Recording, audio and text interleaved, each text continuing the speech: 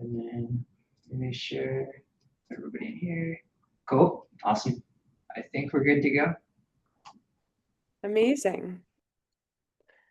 Um, so hi everybody. My name is Yardena Gerwin. I'm the community engagement specialist here at Lime Connect.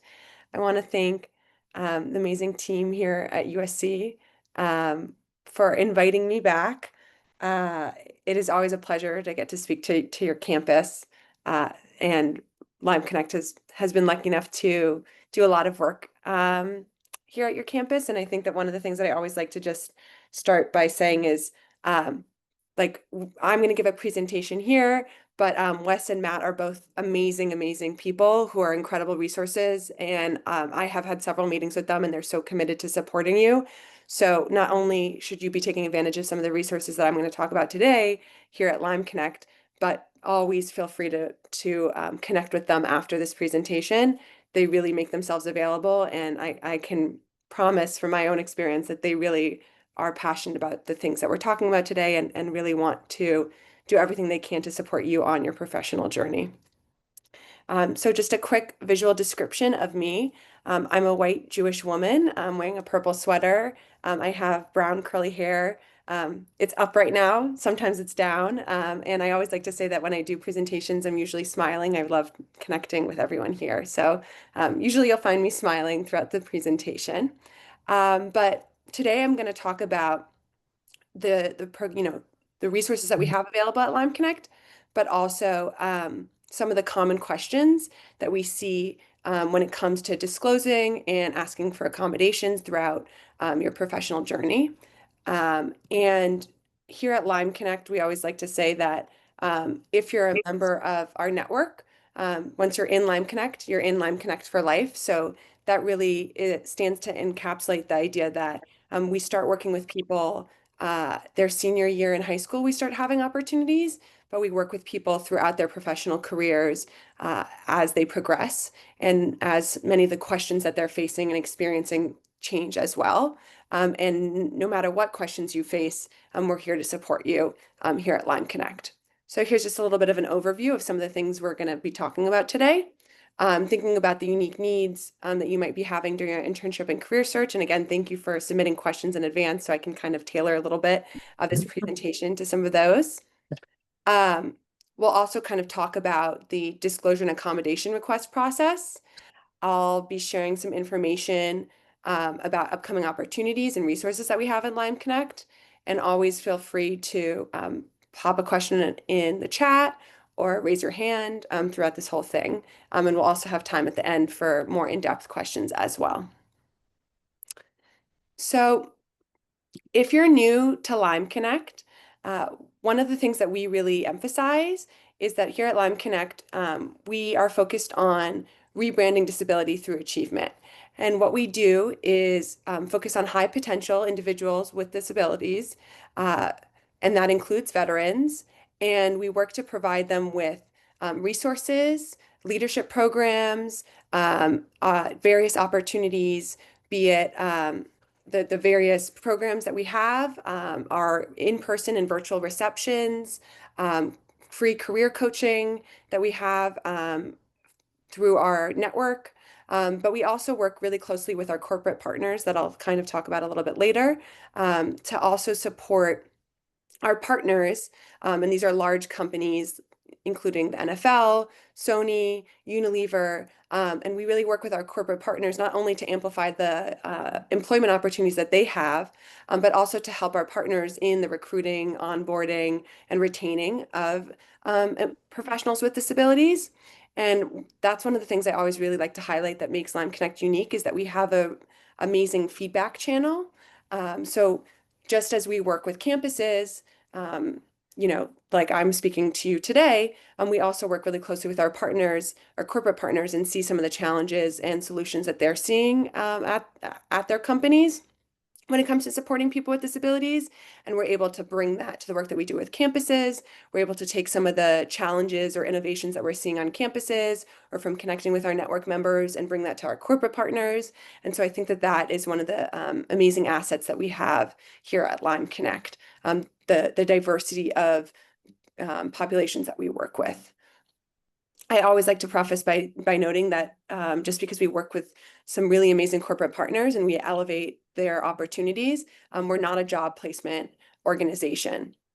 So we have a lot of different ways throughout the year where you can meet with our corporate partners in person and virtually, but we don't provide job placements through Lime Connect.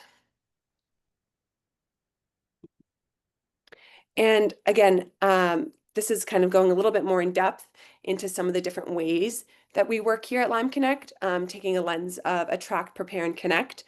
So we have a lot of different scholarships. We're based in the US and Canada, so we have scholarships that might be related to a technical field that you're in. So certain scholarships for students who have a financial background or certain scientific interests. We also have a video contest that we do every year called In the Limelight. The first prize is $10,000, and it's highlighting the perspective of people with disabilities. It's always amazing to see the different interests that people share. As I said, we provide different workshops and webinars, have our different programs. So we have 3 different programs that we run throughout the year. Our Discovery program, which is for first years, kind of helping with your professional preparedness, but also the transition into university.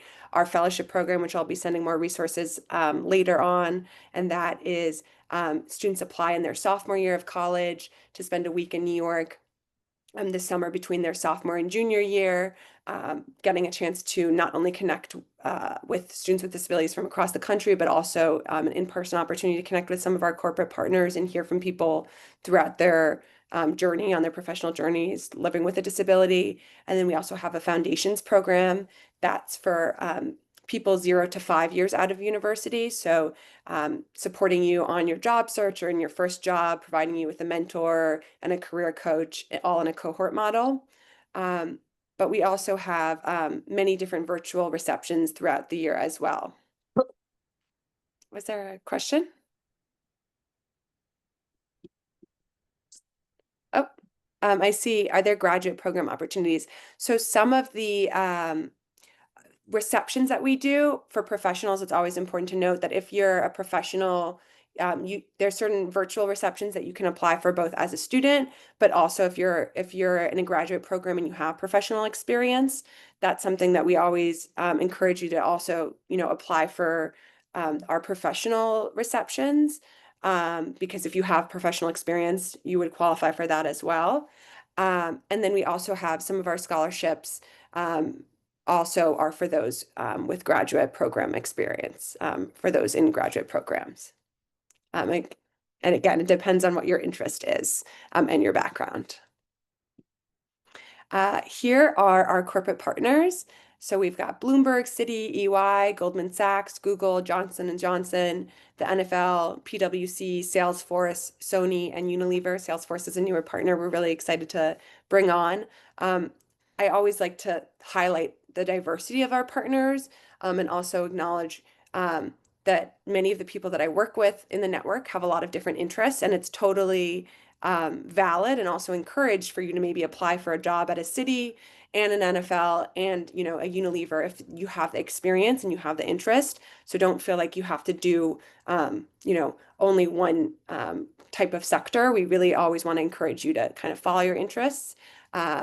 And here at Lime Connect, we're here to kind of support that professional journey of yours as well. It's really amazing to see the people on our network take advantage of the diversity of our partners as they're still learning in their professional journeys as well.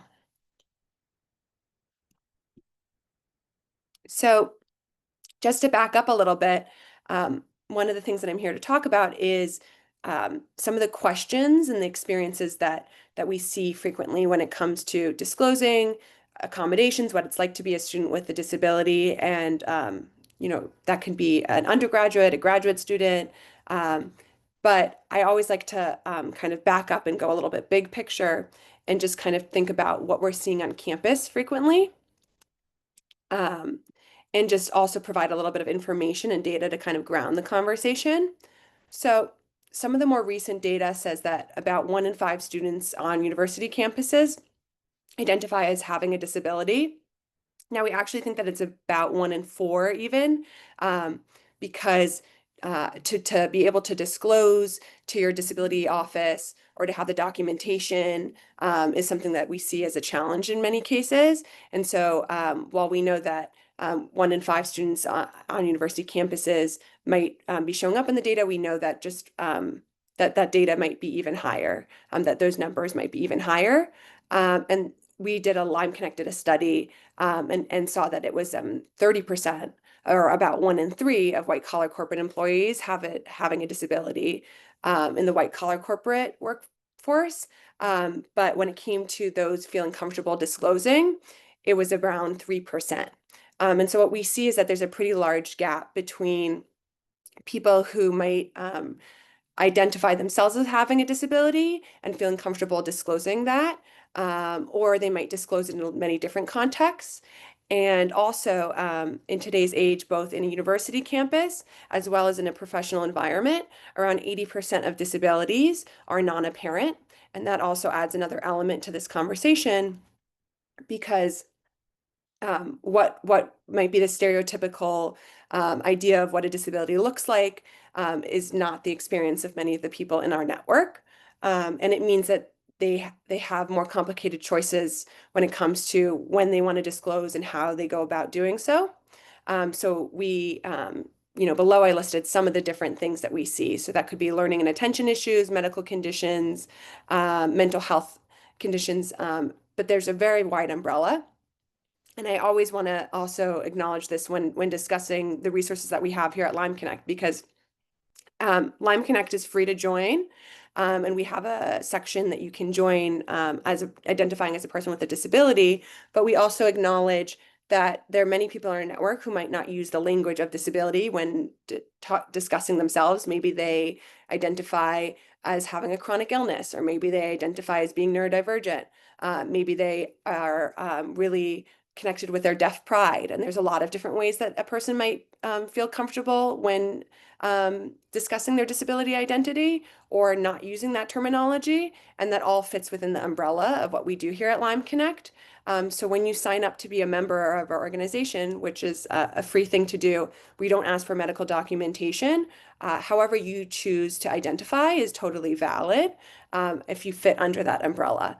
And if you choose later on to use different terminology to identify, that's also something that is very valid as well.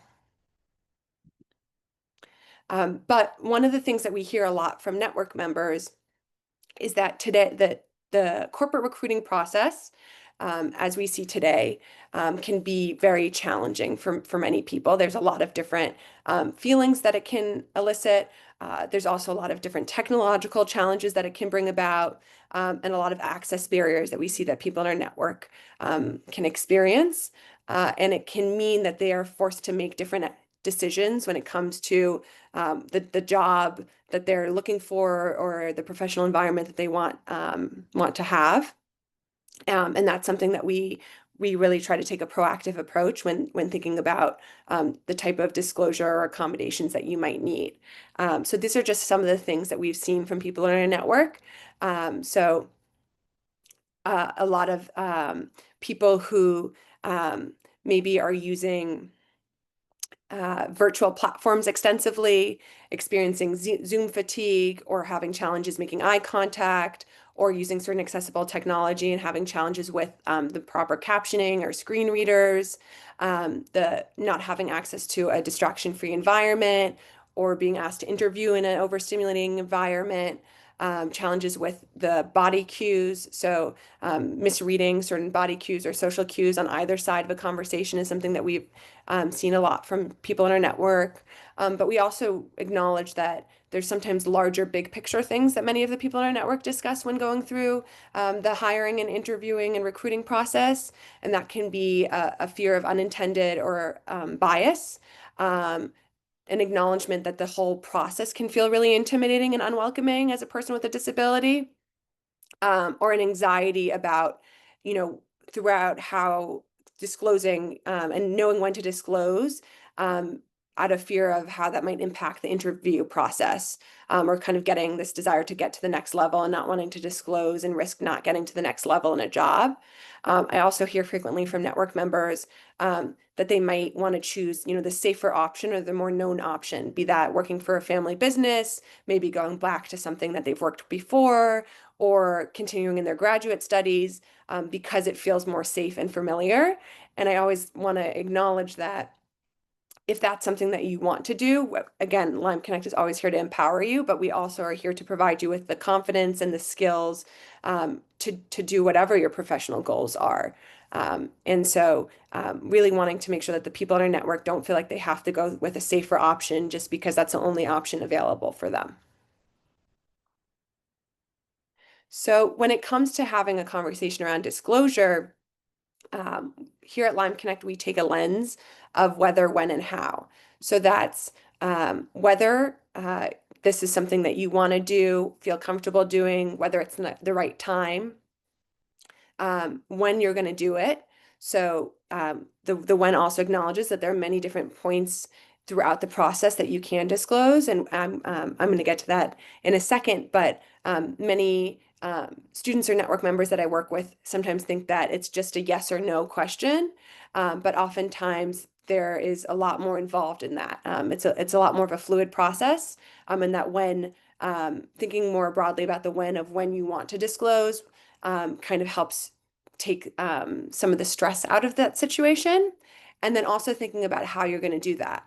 And so at Lime Connect, we really want to emphasize taking a strengths-based approach. So coming from a place of confidence, coming from a place of strength, thinking about the ways that your disability might be an asset, and not something that you feel like is a deficit that you're having to explain or apologize for. And also coming in with a pretty good action plan so that when you're disclosing, you have an idea of what would be helpful for you to succeed, and can work with whoever you're disclosing to make sure that you get the proper supports that you need to excel in that professional environment. And I always, again, like to just highlight some of the different concerns that we see. And these are some of the common ones that I've heard a lot from network members. A fear of negative reactions or perceptions, a belief that people will judge me before they know me, concerns that it will impact my career. And then the last one, don't know how to have the conversation. That's one that I hear very frequently. Even if you've dealt with many of the other concerns and feel more comfortable and are ready to disclose, there's still a certain choreography around it. And that's why also here at Lime Connect, we really always emphasize the practice component. So it never should be that the first time that you're disclosing or asking for an accommodation is when you're in front of your manager or in front of HR. It's really good to try to practice that conversation, that disclosure conversation with a friend, with an advisor, in front of a mirror. Someone I know has done it with their dog, which is really helpful. And that way, if you do it a few times, you feel much more comfortable and you can kind of know what works for you. And you're not doing it for the first time and when you're maybe a little bit more anxious about how to go about having that conversation. So as I said earlier, when thinking about the when, we really want to make it so that it's not just a do I disclose or do I not disclose, but a more fluid kind of conversation. And there are a lot of different points that you might disclose. And so I have this kind of chart up here to kind of think about some of the different points at which you might disclose. I know that this is something that I got a couple of questions about as well in advance.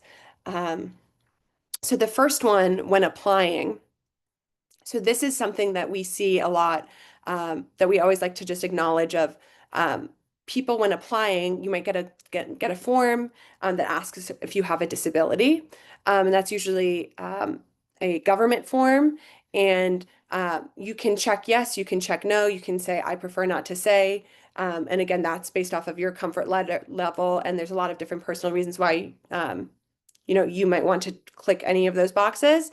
But sometimes people in a network have thought that by clicking a box, by clicking that box, we consider that a self-ID, but that's not a formal disclosure when it comes to asking for accommodations. The point of that form is that it will be kept securely, so it shouldn't be seen by the person who's interviewing you. It shouldn't be seen by your manager. And so if you were looking to get certain accommodations throughout the interview process, throughout the hiring process, or on the job, by just clicking out that form when applying for a job that wouldn't provide you with those kind of supports.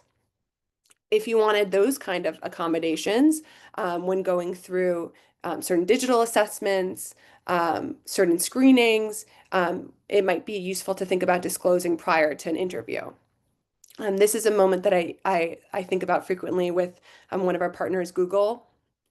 We have many people in our network, students who have benefited from time and a half or double time and are used to using that for certain assessments. And one of the concerns that they have is whether or not if they use that extra time, they're going to be looked, judged differently in one of those digital assessments. And again, that's always a personal choice, whether or not you want to disclose beforehand. But what I always encourage network members to think about is, do you need that support in order to get to the next level? So if you have always, done any kind of assessment, all of your work with that time and a half, and that's what you need to kind of succeed and be your best self, and that's what has supported you in your work. We have had network members who haven't asked for those accommodations and have not been able to make it to the next round because they are not working with the things that they need on a day-to-day basis that they know help support them. So it's really always a personal choice, but it's a moment prior to the interview to also check in with yourself or an advisor to think about, what do I usually benefit from? And is there something in that screening process that if I don't ask for it might impact my ability to get to the next level in the same way that you might choose not to disclose at this point. And that's totally valid as well. We also see people disclosing during the interview. So this could be because you're having a really great rapport with the person interviewing you and you connect with them about something personally and you want to disclose something more personally about yourself. You might have a gap in your resume. Maybe you took a summer off or had certain years that you had to take an unexpected pivot and you want to explain that. There are also students who are very involved in certain clubs or organizations related to their disability, and that might be a time that they're disclosing. And so always thinking about what's on your resume, and if you don't want to be asked about something that's on your resume, thinking about whether or not you want to have that. And again, always celebrating every achievement that you have, but we have had network members who maybe are very involved in their disability club on campus, but wouldn't want to talk about that in an initial interview. And so it's useful to look at your resume and think, would this be something I feel comfortable talking about? There's also times during an interview we have network members who want to kind of get something out of the way. So one of our network members uses a service dog and will acknowledge the service dog at the beginning of their interview because they don't want the person interviewing them distracted by the service dog. So they'll acknowledge it and move on quickly as a way of kind of redirecting attention. We have a different network member who might do that when, as someone who doesn't frequently like to, make eye contact. So they might say, I'm listening and I'm fully engaged with you, but my eye contact might look differently. Post-offer, pre-start date, that's also something that we see frequently. So once you have the offer, you have a little bit more information about what's involved, what the job entails, and that's a great time to think about disclosing and asking for the supports that you might need. If you are a student and doing an internship that's maybe 6, 8, 10 weeks, we really encourage you to think about this as a time to disclose if you haven't already and you would benefit from certain accommodations, because especially with some of the larger companies that we work with or other organizations, if you're working for a state or federal government, doing an internship there, by the time that you ask for an accommodation, if you ask for it later on in your internship, it might take them a few weeks to process it. So thinking about the timeline of that as well, and what supports you might need to really succeed once you've started being on the job. But we see very commonly that people also think about disclosing and disclose once employed. And that might be because they have a better sense of what's involved. They might have developed a different condition that has added a different layer, or they might also have a different understanding of what they need to succeed. So someone who maybe thought that they could really do a hot desking situation and share a bunch of different desks, realized actually, in order for me to get through my projects in a really successful manner, I really need to have one place and a stable environment that I'm coming back to every day. And then there are people in our network as well who never disclose. And we always like to acknowledge that because you can still be a part of Lime Connect. You can still access all of our resources and never disclose. And that's people that we work with on campus, people that we work with throughout their professional journeys. But our goal is still to give you all of the resources so that if you ever decided to or could benefit from something, that you knew that we were here as well for that. So when we talk about the choreography of disclosure, we kind of like to give some steps on how to do it. And again, it might look different depending on what situation you're in. It's a very contextual situation. And as I said, I really emphasize the practice component. Everything is better when you practice. But here are some of the 4 steps that we have found really helpful when starting to embark on a conversation about disclosure. So 1 would be establish the reason for the conversation based on your needs. So why are you having this conversation? What would you benefit from? And the second is identify the best person for the conversation. And this is a question I get asked a lot from people on campus or from various network members. How do I know who to disclose to? The answer is it can really depend. So we see that over 60% of people in the workplace end up disclosing to their manager, but it really does depend on your relationship, with your manager, but also what you might be asking for. So one of the more common things that people might be asking for right now could be the ability to work virtually or hybrid. And that might be something that maybe you would have a conversation with your manager, but would also have to go through human resources. The same thing with certain assistive technology or physical equipment. That might be something that has to go through human resources, especially some of our corporate partners, sometimes even something like asking to use a personal device. If there are certain security concerns, it's not just, that you're talking with a manager, but you're also making sure that that's accessible and supported for the entire company or organization. You might also be disclosing to team members, people that you work with, and that might be a very different type of disclosure. So one of the questions I know I got earlier was, how much information do I have to share? And I think, again, it really does also vary depending on who you're disclosing to and what you're asking for. So human resources might be asking for different things than if you were disclosing to a team member and, you just needed a meeting changed because maybe you have a therapy appointment that's every week at 3 p.m. You might be asking, can we actually do that at 4 p.m.? I have a conflict. You don't have to disclose what you're doing. It's different depending on who you're working with and who you're talking with. But number 3, in the 4 steps for disclosure, simplify your disability, share the advantages or limitations. We find that this is really helpful to think about using a metaphor or also thinking about it in a way that's not just, based off of a diagnosis, but in a really kind of simple way that either, thinks about the ways that you bring that your disability might be an asset, so that you feel like you're coming from a place of strength, but also acknowledging where it might be a challenge when it comes to the project or the support that you're looking for.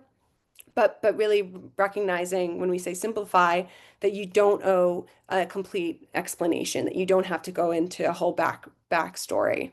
And number 4, make the ask, problem solve, and offer solutions. So that's really important to kind of come into that conversation with an idea of what would be supportive for you. I'll link at the end to Ask Jan, which is an amazing resource.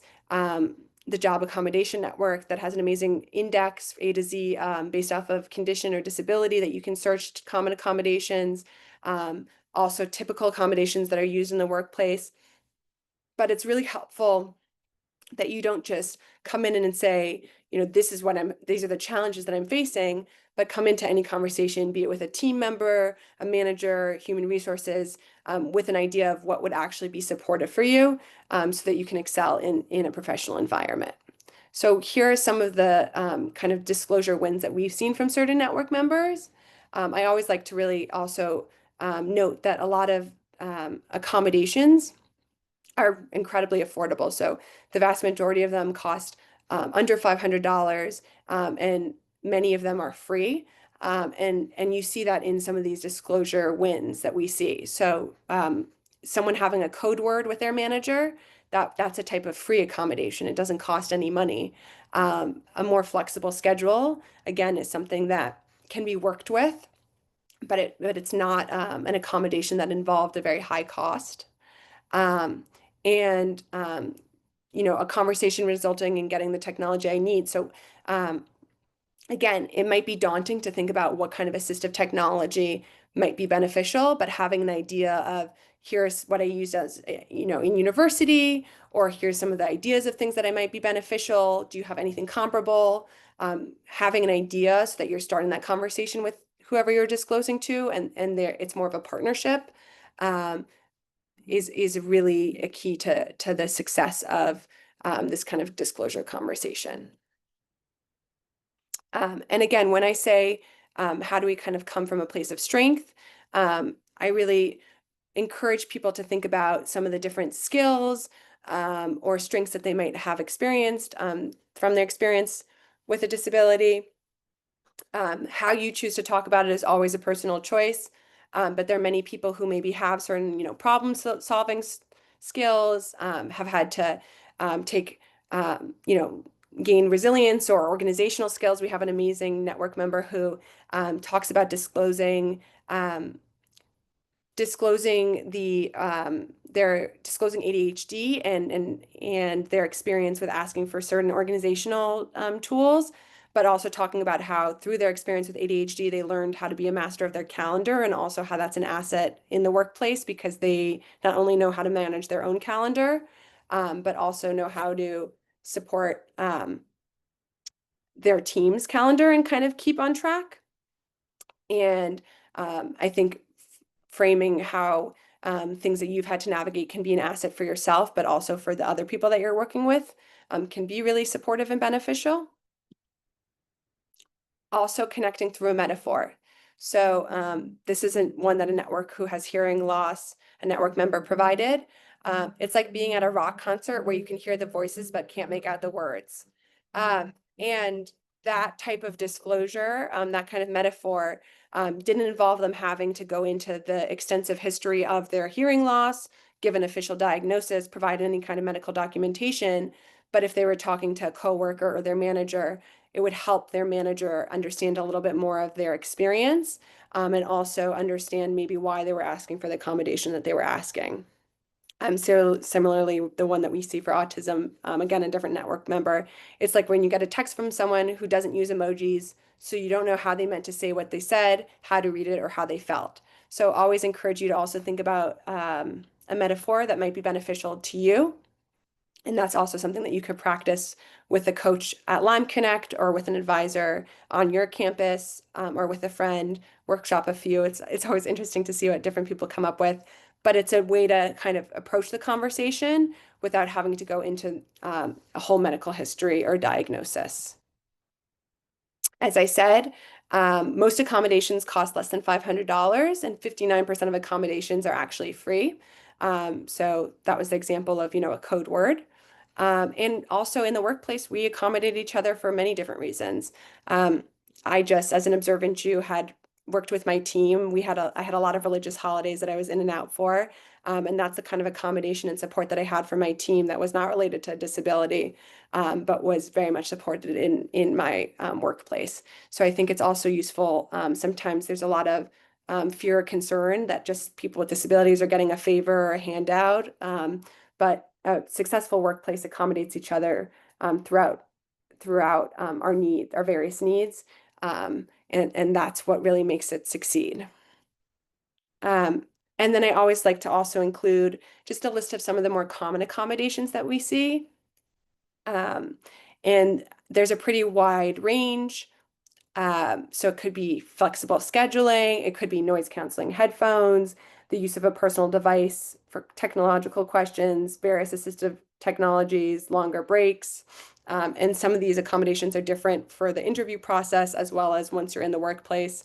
But if you're thinking about what accommodations you might need, and have a letter of accommodation on it as a student on campus, it's also a great time to maybe check in with an advisor and think about how some of those might transfer into the workplace. And we're also here at Lyme Connect always to kind of talk about that with you further. Um, and here are some kind of additional resources. Always askjan.org.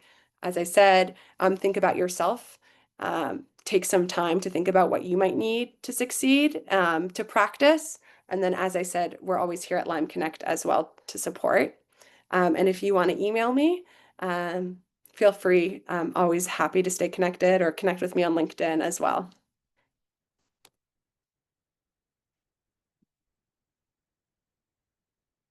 Um, I have a few questions I got via the chat, but also if anyone wants to has any other questions, just let me know. Questions in the chat, and then if any other participants think they can always just raise their hand virtually. But I mean, we have 20 more minutes. I think it'd be great if we could potentially answer some of those questions.